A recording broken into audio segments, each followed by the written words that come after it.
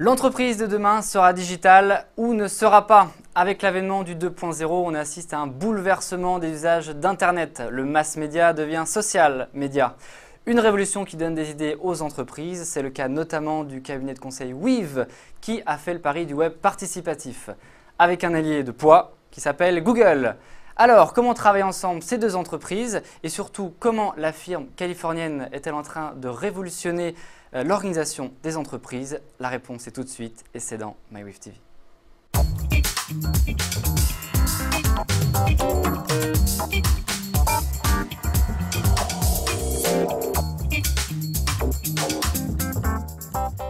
Et pour ce deuxième numéro de MyWave TV, nous avons le plaisir de recevoir deux invités. Didier Rousseau, bonjour. Bonjour. Vous êtes le président de Weave et vous êtes un habitué désormais du plateau puisque vous avez participé à la première émission sur les G8.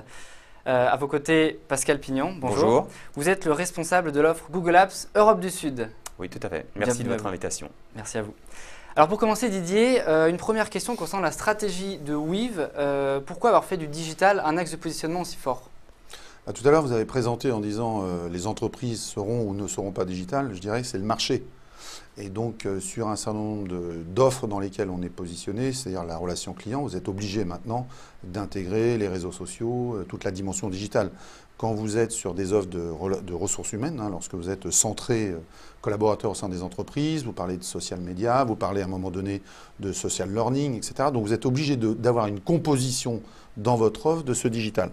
Et pour pouvoir être pertinent, il faut aussi être dans l'innovation, donc la dématérialisation, on le voit bien dans les paiements actuellement avec les smartphones, mais surtout il faut aussi que les collaborateurs de votre entreprise, surtout lorsqu'ils font du conseil, aient l'usage global de ces pratiques et que les clients ne voient pas une distorsion entre l'interne et l'externe. Et on est véritablement dans une offre portée plutôt que simplement dans une action de communication. D'accord. Et donc à vos côtés, Google, Pascal Pignon.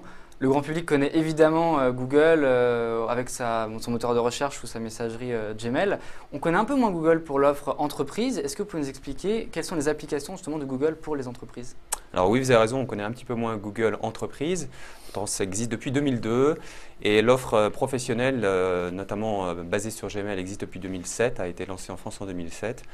C'est bien plus qu'une messagerie en fait, ça porte le nom de Google Apps et c'est effectivement une plateforme, j'allais dire, de messagerie et de collaboration, donc un certain nombre d'outils en ligne que vous pouvez accéder depuis n'importe quelle plateforme de type browser finalement ou un mobile, et ça c'est devenu très important bien entendu, et qui servent finalement à faire collaborer les personnes dans l'entreprise et surtout collaborer avec l'extérieur de l'entreprise, donc notamment avec les fournisseurs, avec les clients, avec les partenaires. On est dans l'entreprise sans frontières. Très bien. Messieurs, si on fait un premier bilan de cette collaboration, quels sont les résultats actuels et quels sont les objectifs futurs escomptés? Pour revenir sur la suite Google Apps, qui est l'outil qu'on utilise nous en interne, il y a deux grands points. Un premier point, c'est de créer des communautés internes à l'entreprise sur des offres, sur des thématiques, sur des groupes, sur des spécificités. Ensuite, ouvrir ces thématiques ou ouvrir ces communautés de façon très simple aux clients pour pouvoir partager sur des projets. Ça vous permet aussi de mettre de la vidéo, ça vous permet aussi de faire des chats, ça vous permet de faire éventuellement de la visioconférence dedans. Donc créer en fait des espaces de façon très simple. Donc ça c'est le premier point, avec une rapidité. Et c'est un peu la transformation de ce qui pouvait exister précédemment. C'est une des raisons pour lesquelles nous avons choisi en fait Google comme partenaire, c'est la simplicité de mise en œuvre. Ça c'est le premier point. Ensuite nous on a pris la décision aussi de piloter l'entreprise, donc les tableaux de bord commerciaux, staffing, bref, un certain nombre d'outils de gestion de l'entreprise sont faits à partir des suites Google. Donc ça veut dire qu'on est véritablement en collaboratif. Et pour vous donner un ordre d'idée, notre entreprise fonctionne, on est à peu près un peu plus de 220 consultants et on n'a que 3 personnes en back-office. C'est-à-dire qu'on réutilise en fait l'ensemble des forces présentes dans l'entreprise pour pouvoir fournir un certain nombre d'indicateurs qui nous semblent pertinents au sein de l'entreprise. Voilà. Un mot à ajouter, Pascal? Je rebondirai sur quelques mots-clés qui ont été dits. Simplicité. Chez Google, on est très axé sur la simplicité d'utilisation, notamment parce qu'on vient du grand public et qu'on sait tous que ce qui est trop compliqué à utiliser n'est pas utilisé. Et donc, c'est quelque chose qui nous tient à cœur. La deuxième notion, c'est la notion d'innovation permanente, importante, qu'on apporte à nos clients finalement qui utilisent cette suite et qui leur permet derrière d'optimiser certains processus. Vous avez parlé notamment de processus de proposition, de partage de connaissances, etc. Et puis, je rajouterais aussi la notion de mobilité, vraiment d'accès en tout lieu, à tout moment, qui est devenu très important parce qu'on sait qu'on accède à l'information finalement de n'importe où. Un dernier point peut-être et un chiffre. On s'est aperçu qu'il y a une très forte corrélation entre la notion de collaboration et d'innovation. Il y a 81% des gens, des entreprises où les personnes collaborent qui sont considérées comme innovantes par le marché. Et donc, quelque part, c'est pour ça que nous, on pousse très fort la notion de collaboration parce qu'on pense que ça permettra aux entreprises utilisatrices de notre suite d'innover pour leur métier et pour leurs clients et donc, quelque part, d'avoir un avantage concurrentiel sur leur marché. Donc avec les mots-clés, simplicité, innovation, mobilité. Je rajouterais juste un point sur l'innovation.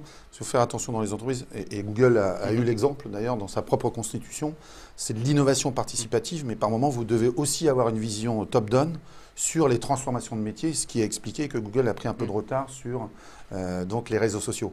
Donc c'est une des parties qui va vous permettre globalement d'améliorer votre innovation permanente, mais ça ne suffit pas. Donc ça, c'est le premier point. Et le deuxième point, il y a un autre élément qui est intéressant, c'est la rapidité de communication. Dans la suite Google Apps, il y a le chat aussi, avec donc le chat. Et quand vous avez une population de plus en plus jeune dans l'entreprise, le mail est un peu délaissé au profit du chat. Et donc dans cette suite, vous avez aussi cette capacité à fournir et à travailler différemment. Le chat, ce n'est pas le mail, et les gens travaillent différemment aussi avec ces éléments-là. Hein, vous êtes toujours en rapidité et en lien constant. Travailler différemment, on en parlait justement dans la préparation de cette émission. L'utilisation de ces Google Apps permet de changer plus ou moins les usages du métier dans le conseil. C'est ce que vous me disiez. C'est-à-dire que vous avez face à vous plus un individu, mais une communauté.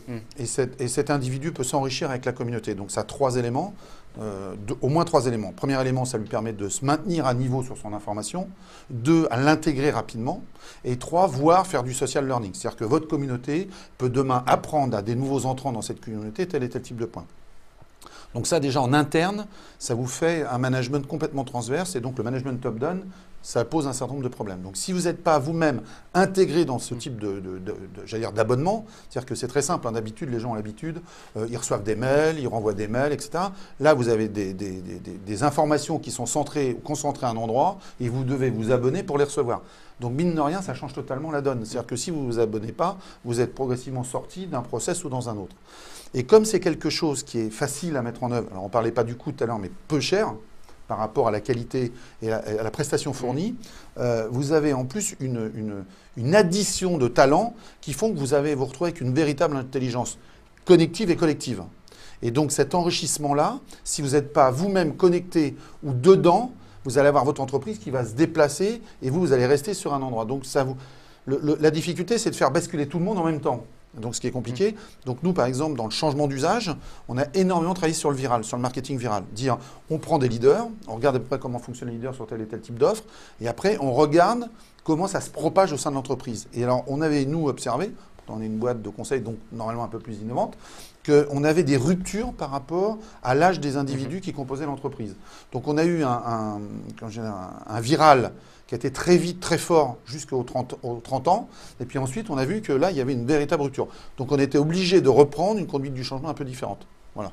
Pascal, très brièvement, on sent bien qu'on est vraiment un bouleversement peut-être qui va se produire dans la manière de travailler dans les entreprises grâce au Google Apps. Je crois que Didier l'a très bien dit, hein, on est dans des projets fédérateurs d'entreprises qui permettent de vraiment mettre tout le monde dans les bases de connaissances, dans les partages, j'allais dire dans les cercles. Alors je reprends le mot cercle puisqu'effectivement Google a investi beaucoup aussi dans la partie sociale qui est quelque chose qui est justement devenu très important pour les entreprises aussi et pas seulement pour le grand public.